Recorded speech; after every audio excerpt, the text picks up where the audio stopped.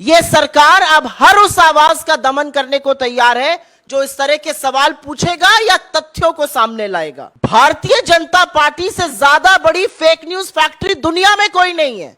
झूठ फैलाने का काम इस सरकार के मंत्री करते हैं, खुद प्रधानमंत्री झूठ बोलते हैं। निंदक नियरे राखिए, सरकार को ना निंदक पसंद है ना निंदा पसंद है। क्या सरकार यह जवाब दे सकती है कि Bharatiya Janata party 18,000 fake Twitter account को क्यों हैंडल करती है? क्या सरकार यह बात दे सकती है कि एक ही आईपी एड्रेस से 23 वेबसाइट, तमाम फेसबुक पेज भाजपा के क्यों चलते हैं?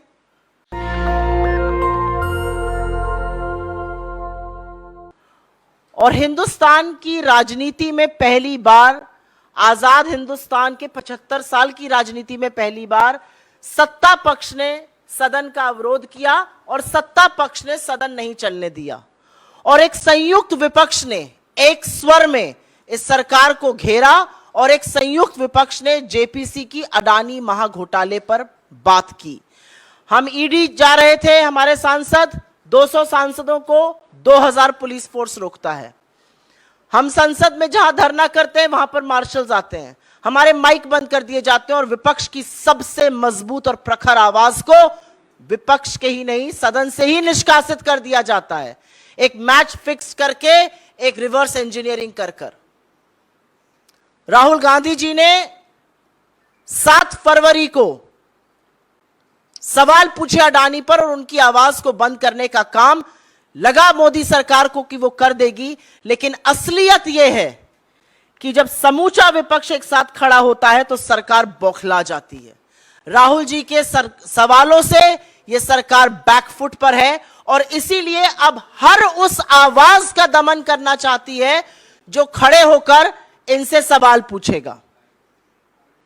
एक भी सवाल इनसे अनकंफर्टेबल पूछ लीजिए, बेरोजगारी, महंगाई, आर्थिक असमानता, किसानों की दुर्दशा, चीन का अतिक्रमण और सबसे बड़ा मुद्दा अडानी महाघोटाला।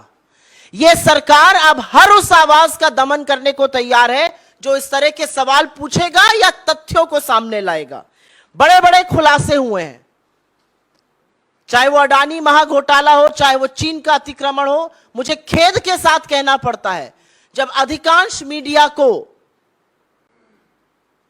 पीएमओ का एक चपरासी व्हाट्सएप के माध्यम से चलाने की जरूरत करता है तो alternate media, digital media, social media पर खबरें आती हैं।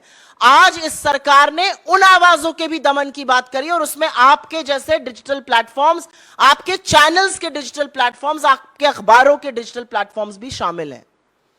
आईटी अमेंडमेंट रूल इस सरकार ने नोटिफाई कर दिया है।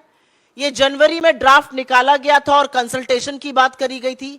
कोई व्यापक चर्चा इस पर नहीं हुई। जो स्टेक होल्डर्स हैं वो संतुष्ट नहीं है उस चर्चा से और उसके बाद भी रातों रात इसको नोटिफाई कर दिया जाता है। ये आईटी अमेंडमेंट रूल तब नोटिफाई किए जा रहे हैं जब आईटी एक्ट 2021 की ऑलरेडी कोर्ट्स में है, सुप्रीम कोर्ट के सामने है। सुप्रीम कोर्ट को अभी उस पर चर्चा करनी है और उसका संज्ञान लेना है। तो ऐसी क्या जल्दी है?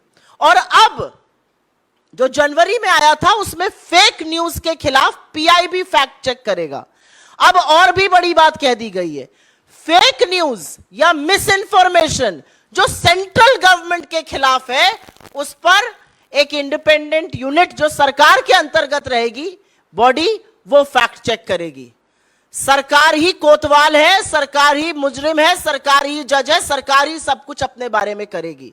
तो अगर आप कोई सवाल सरकार से उठाते हैं जो कि असहज है तो अब ट्विटर, फेसबुक, यूट्यूब, व्हाट्सएप, तमाम ऐसे प्लेटफॉर्म्स को सरकार ने अपने आप को एक एकाधिकार दे दिया, एक छत्र राज दे दिया है कि वो उनसे कहकर उस न्यूज को हटा सकते हैं। लेकिन ज्यादा कुछ कहने से पहले सरकार के ट्रैक रिकॉर्ड की बात कर लेते हैं। आपको याद होगा 2019 में चुनाव के जस्ट पहले आप ही के एक साथी ने बहुत बड़ी एक स्टोरी लगाई थी कि हिंदुस्तान में बेरोजगारी 35 साल में सबसे ऊपर है। सरकार की फैक्ट चेक यूनिट ने उसको फेक न्यूज बताया था और 31 मई को जब मोदी जी शपथ ले रहे थे तो एनएसएसओ ने वो डेटा जारी किया और 45 साल में सबसे ऊपर बेरोजगारी थी। तो जिसको आप चुनाव के पहले फेक न्यूज बता रहे थे और उस डेटा को आपने एनएसएसओ को निकालने नहीं दिया, वो 3 महीने बाद डेटा भी सही था, खबर भी सही थी, सरकार को बचाने का काम खुद सरकार ने किया था फेक न्यूज कहकर। रिपोर्टर्स कलेक्टिव ने एक स्टोरी करी मार्च में 2022 में, और उन्होंने कहा कि आधार जो है वो मिड डे मील स्कीम्स के लिए, जो पोषण की स्कीम्स होती हैं बच्चों के लिए, वो मैंडेटरी कर दिया जाएगा। सरकार की यूनिट ने उसको जून में फेक न्यूज बताया कि ये फेक न्यूज है, और अगस्त में विमेन एंड चाइल्ड डेवलपमेंट ने एक नोटिस जारी किया और कहा कि आधार मैंडेटरी नहीं होगा। अगर वो फेक न्यूज थी तो आपको ऐसा क्यों करना पड़ा? सवाल सिर्फ इस बात का है, अगर वो फेक न्यूज थी तो आपको नोटिफिकेशन क्यों जारी करना पड़ा? तीसरी स्टोरी मैं बताती हूं। गलवान में हमारे 20 जाबाजों की शहादत होती है। आप में से बहुत लोगों ने सोर्सेस के माध्यम से पुष्टि कराई, आपने स्टोरी चलाई कि 20 जाबाजों की शहादत हुई है, झड़प हुई है गलवान वैली में, और उस खबर को आप इस देश के सामने लाए। इस सरकार ने उसको डिनाई किया, इसको फेक न्यूज कहा गया तब तक जब तक बॉडीज वापस घर नहीं आने लगी, और फिर डिफेंस मिनिस्ट्री को अपनी वेबसाइट पर इसकी पुष्टि करनी पड़ी। तो हर जो चीज असहज रहेगी उसको आप पहले डिनाई करके फेक न्यूज कर दीजिएगा, और उसके बाद उसी पर एक्शन लिया जाएगा। मुझे अभी भी याद है यूपी में चीनी ऐप अपने फोन से हटाया जाए, ये खबर चली थी, उसको भी बोला गया था फेक न्यूज है। फिर पुष्टि सरकार ने ही करी, वहां के एडीजी ने ही करी कि नहीं ये सही खबर है। राहुल गांधी जी ने रेलवे की निजीकरण की बात करी थी भारत जोड़ो यात्रा के दौरान, उसको भी फेक न्यूज कहा गया था। बाद में सबने देखा क्या हुआ। तो मेरा कहना यह है कि जो भी असहज है, अगर अब अडानी पर खुलासे होंगे जो कि लगातार हो रहे हैं, और मैं दुख के साथ भी कहती हूं और थोड़ा सा क्षोभ के साथ भी कहती हूं, अडानी के खिलाफ जो खुलासे हो रहे हैं वो मेन स्ट्रीम मीडिया में नहीं हो रहे हैं आज की तारीख में। अगर डिजिटल प्लेटफॉर्म्स इसको कर रहे हैं, अगर सोशल मीडिया की फैक्ट फाइंडिंग एजेंसीज इस पर कर रही हैं काम, उसको भी फेक न्यूज कहा जाएगा। अब हम देश को पूरी तरह से सेंसरशिप पर ले जा रहे हैं, क्योंकि ये जो नोटिफिकेशन है ये सिर्फ और सिर्फ सेंसरशिप है, इसका और कोई भी पर्याय नहीं है। इसका मुझे और कोई समझ में नहीं आता है। आज मामला राष्ट्रीय सुरक्षा का है। एक चीनी कंपनी अडानी के हर कॉन्ट्रैक्ट में सब कॉन्ट्रैक्टर है। वो दहेज से लेके कांडला, हजीरा, मुंद्रा हर पोर्ट में घुसा हुआ है। उसको भी फेक न्यूज बता देंगे, उसके भी डिफेंस में आ जाएंगे। तो सवाल आज ये है कि क्या विपक्ष की आवाज को दबाते दबाते सरकार अब स्वच्छंद मीडिया, सरकार अब पूरी तरह से सेंसरशिप पर उतर आई है, और यह जरूरी है कहना। और अब ये जो एक बेतुकी बात कही गई, fake news against central government, अगर ऐसा ही है तो सरकार को आईना भी दिखाना चाहिए। भारतीय जनता पार्टी से ज्यादा बड़ी फेक न्यूज फैक्ट्री दुनिया में कोई नहीं है, और फेक न्यूज के सरगना जितनी भारतीय जनता पार्टी की आईटी सेल के हेड और आईटी सेल के लोग हैं, उनसे बड़े कोई नहीं है। लगातार उनका झूठ पकड़ा जाता है, और हम ही नहीं, सोशल मीडिया प्लेटफॉर्म्स भी उसको वेरीफाई करते हैं कि ये मैनिपुलेटेड मीडिया है, ये आउट ऑफ कॉन्टेक्स्ट मीडिया है, ये फेक न्यूज है। झूठ फैलाने का काम इस सरकार के मंत्री करते हैं, खुद प्रधानमंत्री झूठ बोलते हैं।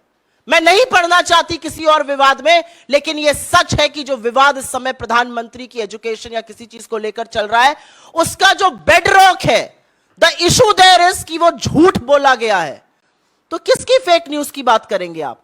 एक व्यक्ति प्रशांत पटेल है, स्टैंडिंग काउंसिल है गोवा का, भाजपा का सदस्य। कल सुप्रीम कोर्ट ने उसको बोला कि आप लगातार फेक न्यूज फैलाते हैं, आप माफी मांगिए। इसके खिलाफ सरकार एक्ट करेगी। और ये जो रूल्स हैं, इनकी सबसे बड़ी खराबी ये है कि इसमें कोई भी जुडिशियल ओवरसाइट नहीं है। आपने प्लेटफॉर्म को बोल दिया, प्लेटफॉर्म को हटाना ही पड़ेगा। इसमें रेगुलेटरी मैकेनिज्म कोई नहीं है। और एक ये भी सच है कि डिजिटल प्लेटफॉर्म्स ने खुद से आगे बढ़कर एक सेल्फ रेगुलेटरी बॉडी बनाई है, जैसे कि प्रेस काउंसिल ऑफ इंडिया है, जैसे कि एनबीएसए है टीवी चैनल्स के लिए, ऐसी ही एक बॉडी उन्होंने भी बनाई है, self regulatory body. Self regulatory body बनाने की बात फैक्ट चेकर्स के लिए भी चल रही है। फैक्ट की आपको बड़ी चिंता है, लेकिन फैक्ट चेकर्स को जेल में डालना है। तो दिक्कत की बात यह है कि जब सरकार एक हमारे शास्त्रों में कहा गया, निंदक नियरे राखिए। सरकार को ना निंदक पसंद है, ना निंदा पसंद है, ना स्पष्ट बात करने वाले पसंद है।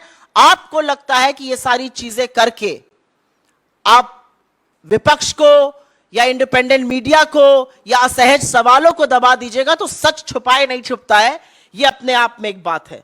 मुझे ऐसा लगता है कि सरकार की समस्या ही यह है कि कोई सवाल ना पूछे। क्या सरकार यह जवाब दे सकती है कि Bharatiya Janata party 18,000 fake Twitter account को क्यों हैंडल करती है? क्या सरकार यह बात दे सकती है कि एक ही आईपी एड्रेस से 23 वेबसाइट, तमाम फेसबुक पेज भाजपा के क्यों चलते हैं, जो सीमिंगली इंडिपेंडेंट है लेकिन एक्चुअली प्रचार प्रसार प्रोपेगेंडा भाजपा का फैलाते हैं? अगर आप फेक न्यूज पर क्रैकडाउन कर रहे हैं तो सबसे पहले तो भारतीय जनता पार्टी के फेक न्यूज तंत्र पर क्रैकडाउन करिए, क्योंकि जो क्रैकडाउन करने का काम ministry of electronics and information technology ने आईटी अमेंडमेंट रूल नोटिफाई करके किया है, वो सिर्फ और सिर्फ इस आशय से किया गया है कि जो लोग सवाल पूछ रहे हैं वो डर के, धमका के उनको घर बिठाया जा सके। आप एक व्यक्ति को चुप करा दीजिएगा, आप 2 व्यक्ति को चुप करा दीजिएगा, लेकिन आज तो जनता खड़े होकर पूछ रही है कि यह सरकार, मोदी जी और उनके सारा तंत्र आज अडानी को बचाने पर क्यों तुला हुआ है।